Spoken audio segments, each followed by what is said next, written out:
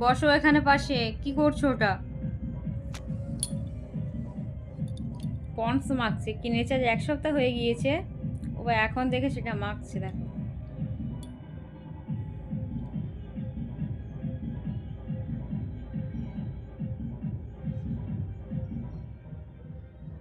বাহ বাহ, জেলা দিয়েছে।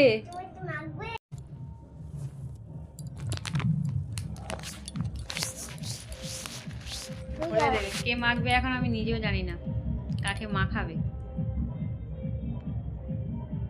কে মাখবে? আমি এসব মাখি না।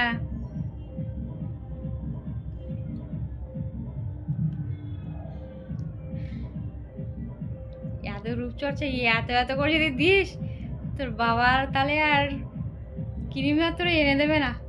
একদিনে কৌটো ফাঁকা, একদিনে পুরো কৌটো শেষ। পন্স ভাবছি একটা পার্লার খুলবো বাড়িতে। ও, ফ্রিতে এখন মাসাজ পাওয়া যাবে। ওরে বাবা গো,